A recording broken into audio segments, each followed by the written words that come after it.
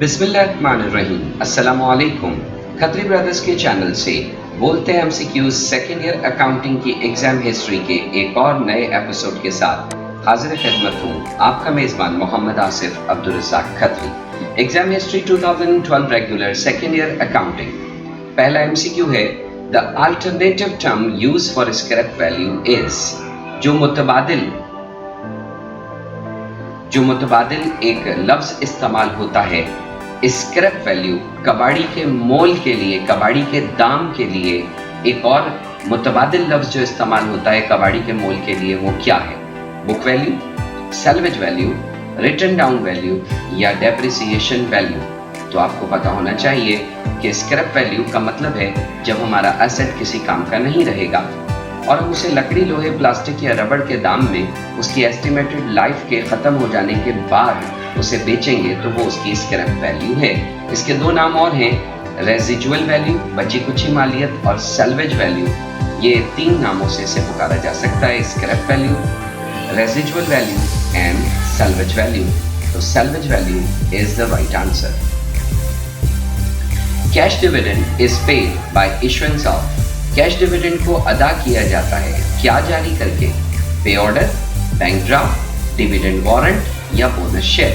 तो हम जानते हैं कि शेयर होल्डर्स के इजलास में कैश डिविडेंड का पहले ऐलान किया जाता है। ऐलान करते हुए retain earning debit cash dividend payable credit की लायबिलिटी बनाकर रिकॉर्ड कर दी जाती है। अब शेयर होल्डर्स के घर के पतों पर या बाज़-औक़ात अगर उन्होंने रखवाया हुआ है स्टॉक मार्केट में, तो वहाँ फिर क्या करते हैं कि उनके उस जगह पर उनको डिविडेंड वारंट्स भिजवा दिए जाते हैं। Dividend warrants is just like cross cheque. Cross cheque की तरह होते हैं, दो फॉइल होती हैं, एक रह जाती है हमारे पास और एक जो है वो बैंक में जमा करवा दी जाती है। क्रॉस चेक की तरह हमारी बैंक राब्ता करता है कंपनी के बैंक से और वहाँ से बैंक अकाउंट से रकम ट्रांसफ़र होकर शेयर होल्डर के अकाउंट में आ जाती है।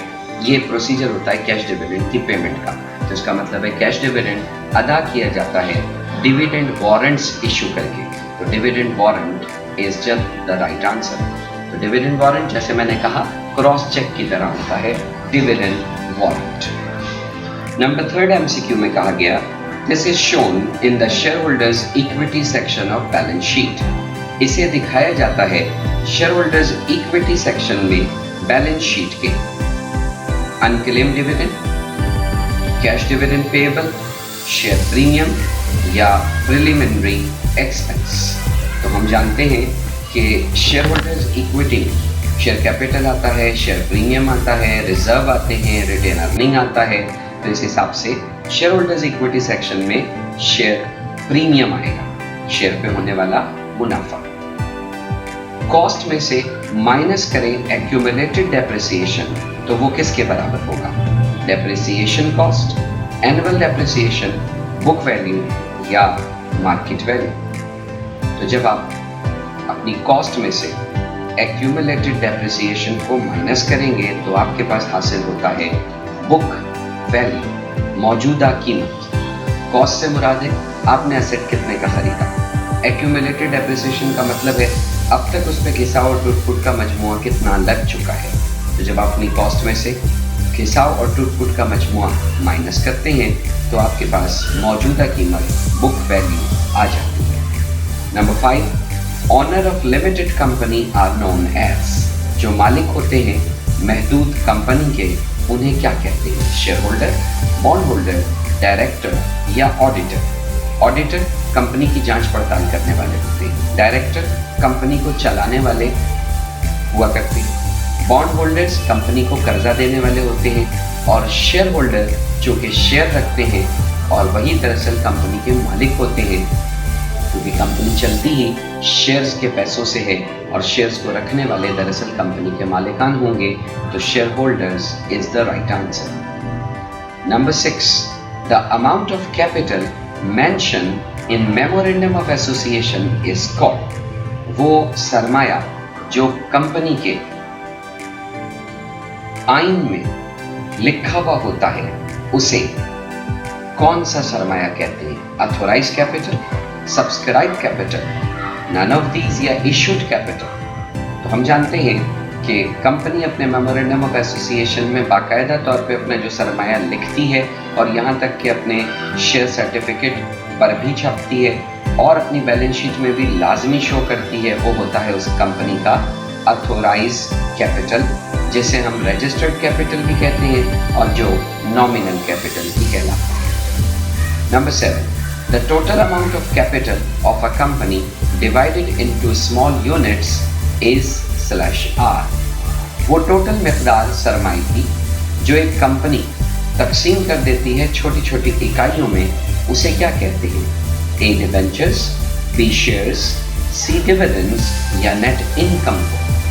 तो एक कंपनी का सरमाया जब छोटी छोटी इकाइयों में तकसीम हो जाता है तो उसे पुकारा जाता है शेयर्स के नाम से। Number 8, under the diminishing balance method, depreciation is calculated on। diminishing balance method में depreciation किस पर कैलकुलेट होता है? Fix cost per.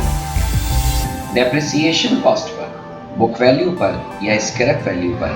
तो याद रखिए डायमिनिशिंग बैलेंस मेथड, जिसे रिड्यूसिंग और डिक्लाइनिंग बैलेंस मेथड भी कहते हैं, इसमें डेप्रिसिएशन का फार्मूला होता है book value multiply by rate of depreciation. इसका मतलब है डायमिनिशिंग बैलेंस मेथड में डेप्रिसिएशन को कैलकुलेट किया जाएगा बुक वैल्यू पर। Number 9, a statement of assets and liabilities. एक ऐसा स्टेटमेंट जिसमें एसेट्स और लायबिलिटीज होंगी, वो प्रिपेयर किए जाएंगे सिंगल एंट्री सिस्टम में, तो उसे किस नाम से पुकारेंगे? Statement of retained earning, financial statement, cash statement या स्टेटमेंट ऑफ अफेयर्स। तो आप जानते हैं कि एसेट्स, लायबिलिटीज, ऑनर इक्विटी, ये सब कुछ बैलेंस शीट में शो करते हैं और बैलेंस शीट को सिंगल एंट्री में स्टेटमेंट ऑफ अफेयर्स के नाम से पुकारा जाता है। तो statement of affairs is the right answer. Number 10, income over expenses in non profit concern is known as. Income का ज्यादा होना एक्सपेंस के मुकाबले में नॉन प्रॉफिट कंसर्न, बिला मुनाफे पर चलने वाले इदारे में किस नाम से पुकारा जाएगा? तो जो नॉन प्रॉफिट इदारा होगा उसमें अगर इनकम ज़्यादा हो गई है खर्चे के मुकाबले में, तो आम कारोबार के लिहाज से फ़ायदा हुआ है और उस फायदे को नॉन प्रॉफिट मेकिंग में सरप्लस, इजाफे की सूरत में जाहिर करते हैं। तो a, surplus is the right answer. This is shown as a liability. इसे लाइबिलिटी कहते हैं। Advance from customer, loan to employ, accrued rent income या अनएक्सपायर्ड इंश्योरेंस। आपको पता होना चाहिए कि अनएक्सपायर्ड इंश्योरेंस प्रीपेड इंश्योरेंस होता है और एक एसेट होता है। एक्रूड रेंट इनकम, रेंट की आमदनी जो काबिल वसूल है, यानी ये रेंट रिसीवेबल के बराबर होगा और ये एसेट होगा। लोन, कर्जा, टू एम्प्लॉय, कर्जा जो मुलाजिम को दिया गया, इसका मतलब ये कर्जा हमने मुलाजिम को दिया है, हमने दिया है तो हमें मुलाजिम से वसूल करना है, ये भी रिसीवेबल की तरह हमारा करंट एसेट होगा। इसका मतलब बी, सी और डी करंट एसेट है। ए, एडवांस फ्रॉम कस्टमर, ग्राहक से हमें एडवांस आ गया, वो हमारे लिए एक लायबिलिटी और रिस्पॉन्सिबिलिटी है। तो a, advance from customer is the right answer. Number 12, these accounts are involved in profit and loss distribution among the partners applying fixed capital method।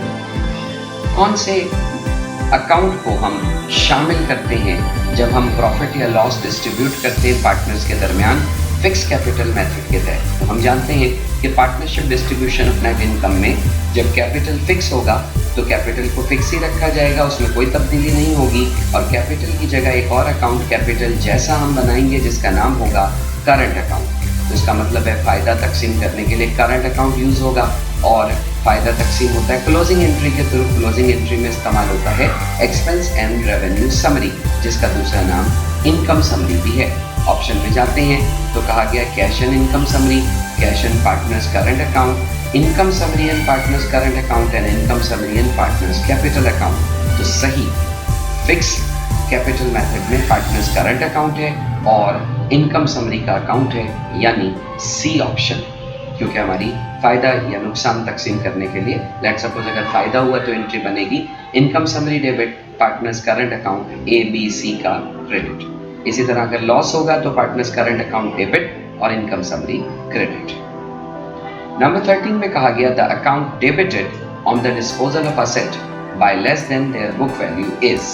हम एक बात जानते हैं कि पार्टनरशिप लिक्विडेशन में हम असेट को ठिकाने लगाते हैं, यानी उससे छुटकारा हासिल करते हैं, यानी एक तरह से उसे बेचते हैं। जब हम असेट को बेचेंगे उसकी बुक वैल्यू से कम पर, जैसे 1000 का असेट था 800 में बेचा तो कैश आया 800 से, असेट क्रेडिट हुआ 1000 से, 200 रुपए का डेबिट पर फर्क होगा, उसे हम एडजस्ट करेंगे रियलाइजेशन नाम के अकाउंट में। और इसने यही बात पूछी है कि कौन सा अकाउंट डेबिट किया जाएगा डिस्पोजल ऑफ एसेट में जब बुक वैल्यू से कम पर होगा। तो हमारा इस्तेमाल होगा रियलाइजेशन का अकाउंट, और ये रियलाइजेशन के लॉस को जाहिर कर रहा होगा, तो बी ऑप्शन सही है, रियलाइजेशन लॉस डेबिट होगा। गेन रीवैल्यूएशन पर या रियलाइजेशन पर डिस्ट्रीब्यूट कर दिया जाता है पार्टनर्स के दरमियान अकॉर्डिंग टू। अंग्रेजी में gain on revaluation or realization is distributed among the partners according to partners beginning capital ratio, partners ending capital ratio, partners agreed ratio या equally। तो याद रखिएगा कि पार्टनर्स का जो एग्रीड रेशियो होगा जिस पर वो मुत्तफिक होंगे उसी पर हम क्या करेंगे, रिवैल्यूएशन या रियलाइजेशन का फायदा या नुकसान पार्टनर्स के दरमियान तकसीम कर देंगे, या जिसे हम पार्टनर्स का प्रॉफिट शेयरिंग रेशियो भी कहते हैं उसमें तकसीम कर देंगे। तो यहाँ सी सही जवाब है, पार्टनर्स एग्रीड रेशियो। नंबर 15 में कहा गया drawing of the partners are, जो ड्राइंग पार्टनर्स के हैं वो क्या हैं, वो डेबिट कर दिए जाते हैं प्रॉफिट एंड लॉस अकाउंट को, क्रेडिट कर दिए जाते हैं प्रॉफिट एंड लॉस अकाउंट को, डेबिट कर दिए जाते हैं कैपिटल अकाउंट को, या क्रेडिट कर दिए जाते हैं कैपिटल अकाउंट में। तो अगर ड्राइंग पार्टनर्स की अगर देखी जाए तो ड्राइंग आती है, बढ़ती है, डेबिट होती है। जब उसे क्लोज करना होता है तो ड्राइंग को क्रेडिट करते हैं और बिल आखिर कैपिटल को डेबिट कर दिया जाता है। तो यहाँ उसके कहने की मुराद यही कि ड्राइंग पार्टनर्स की कहाँ ट्रांसफर कर दी जाती है, तो वो ट्रांसफर होंगी इस तरह कि ड्राइंग खुद क्रेडिट हो जाएगा और डेबिट हो जाएगा capital account. C is the right answer, debit कर दिया जाएगा capital account. Number 16, this is irrelevant item in income summary account of a partnership firm.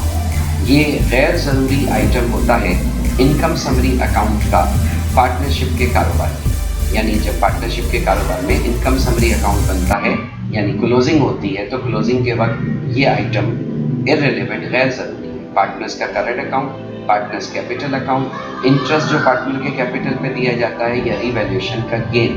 तो याद रखिए रिवैल्यूएशन का गेन जो है वो इररेलेवेंट गैर ज़रूरी होगा और ये इनकम समरी अकाउंट में शामिल नहीं होगा, यानी फ़ायदा नुकसान निकालने के लिए इस्तेमाल ना होगा। तो D revaluation gain is the right answer. Number 17, the term retain earning किस बात को रिप्रेजेंट पेश करता है, यानी रिटेन अर्निंग क्या जाहिर करता है कि वो रिजर्व है, लाइबिलिटीज है, एक्यूमुलेटेड प्रॉफिट मजमुआती मुनाफा है, या नेट प्रॉफिट करंट ईयर मौजूदा साल का है। तो याद रखिए मौजूदा साल का प्रॉफिट ज़रूर रिटेन अर्निंग में ट्रांसफ़र होता है, लेकिन रिटेन अर्निंग दरअसल जमा करके जो हमने मुनाफा रखा होता है उसका नाम है। तो रिटेन अर्निंग रिप्रेजेंट करता है एक्यूमुलेटेड प्रॉफिट मजमुआती मुनाफे को, मुनाफा जो जमा करके रखा गया होता है। नंबर 18, द अकाउंट डिबेंचर को क्लासीफाई शोबे या दर्जे बंदी के हिसाब से डिबेंचर को किस अकाउंट से लिखा जाता है या लिया जाता है, करंट एसेट, लाइबिलिटीज, रेवेन्यू या शेयर होल्डर्स इक्विटी। तो डिबेंचर लाइबिलिटीज होता है, नॉन करंट लाइबिलिटीज होता है, तो लिहाजा B liabilities is the right answer. Accumulated depreciation is shown in, accumulated depreciation को जाहिर किया जाता है कहाँ, बैलेंस शीट में इक्विटी साइड पर, बैलेंस शीट में करंट एसेट में, बैलेंस शीट में फिक्स एसेट में, या इनकम स्टेटमेंट में ऑपरेटिंग एक्सपेंस के तौर पर। तो हम राइटली ये कहें कि एक्यूमुलेटेड डेप्रिसिएशन ये साव आउटपुट का मजमूआ होता है और ये दरअसल फिक्स एसेट पर लगाया जाता है, तो ये कॉन्ट्रा फिक्स एसेट होता है और इसे बैलेंस शीट में फिक्स एसेट के साथ ही दिखाया जा रहा होता है। तो ये balance sheet under fix assets is the right answer. Next कहा गया capital is also known as, capital को किस और नाम से भी पुकारा जाता है, डेटर्स, मकरूज, एक्सटर्नल इक्विटीज, बैरूनी जिम्मेदारी, इंटरनल इक्विटीज अंदरूनी जिम्मेदारी, या बैंक। तो कैपिटल एक कारोबार की इंटरनल अंदरूनी जिम्मेदारी होगी, तो internal equities is the right answer. ये थे आपके MCQs। अपने MCQs में ज़रूर कमेंट में मुझे लिखकर बताइए कि आपके कितने MCQs दुरुस्त हुए। अपने दोस्तों को ज़रूर शेयर कीजिए। जुड़े रहिए खत्री ब्रदर्स के चैनल से ताकि आपको ऐसी सीरीज ऑफ वीडियोस मिलती रहें और आप अकाउंटिंग MCQs के चैंपियन बनते रहें। एक और नई वीडियो के साथ मुलाकात करते हैं। तब तक अल्लाह हाफिज़, अपना ख्याल रखिएगा।